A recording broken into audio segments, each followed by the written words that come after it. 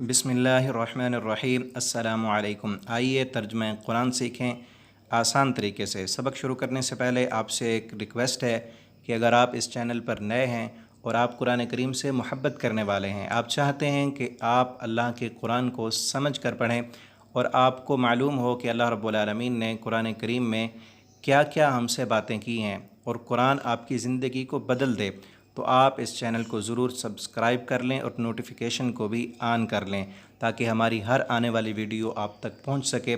और साबका असबाक वो भी सुन लें, डिस्क्रिप्शन में उनका लिंक मौजूद है। सबक शुरू करते हैं। आज हम सूरह बकरा आयत नंबर 97 से पढ़ेंगे। आऊज़ु बिल्लाहि मिनश शैतानिर रजीम। कुल, आप कह दीजिए, मन काना, जो बंदा है, आदुवन, दुश्मन, लिजिब्रीला, जिब्राईल अलैहिस्सलाम का। यहूदी कहते थे कि जिब्राईल जो फ़रिश्ता है वो हमारा दुश्मन है, वही हमारे ऊपर अज़ाब के हुक्म लाता है और अल्लाह रब्बुल आलमीन की तरफ से जो वईदें हैं वही लेकर आता है। लिहाजा अगर कुरान करीम को मीकाईल अलैहिस्सलाम लेकर आते तो तब हम मान लेते, जिब्राईल लेकर आते हैं इसलिए हम नहीं मानते। तो अल्लाह रब्बुल आलमीन ने उसका जवाब दिया है इस आयत में भी और इससे अगली आयत में भी।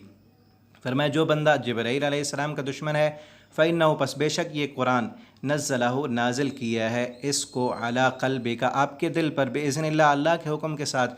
जिब्राईल अलैहिस्सलाम ये जो वईदें लेकर आते हैं अपनी तरफ से थोड़ी सुनाते हैं, ये तो अल्लाह रब्बुल आलमीन की तरफ से लेकर आते हैं। तो अल्लाह के इस कासिद के साथ जो दुश्मनी करेगा, दरअसल वो अल्लाह ताला से दुश्मनी करने वाला है।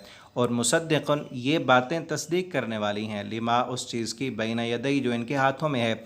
इनके हाथों में जो तौरात है, ये कुरान उस तौरात की भी तस्दीक करता है। व हुदन, और हिदायत भी है।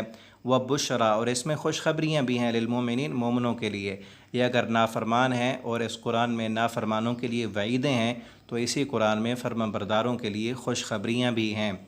और आगे फरमाया, मन काना, जो बंदा है, अदुव्वन, दुश्मन, लिल्लाह, अल्लाह का, व मलाइकतिही, या अल्लाह के किसी फ़रिश्ते का, व रसूलिही, या अल्लाह के किसी रसूल का, कि जो बंदा भी अल्लाह से दुश्मनी रखता है, या अल्लाह के किसी एक फ़रिश्ते से दुश्मनी रखता है, या अल्लाह के किसी एक रसूल से दुश्मनी रखता है, व जिब्रीला, या वो जिब्राईल को अपना दुश्मन कहता है, व मीकाला, या मीकाईल को अपना दुश्मन कहता है, फ़इन्नल्लाह अदुव्वुन लिलकाफ़िरीन, तो अल्लाह रब्बुल आलमीन ख़ुद ऐसे काफ़रों के दुश्मन है।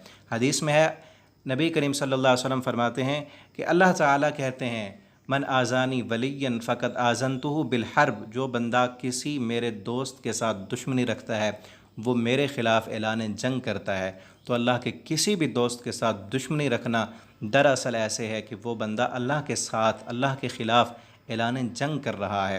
तो अल्लाह ने यहूदियों को जवाब दिया कि अगर तुम जिब्राईल से दुश्मनी रखते हो तो मेरी तुम्हारे साथ ऐलान जंग है, तुम मेरे भी दुश्मन हो।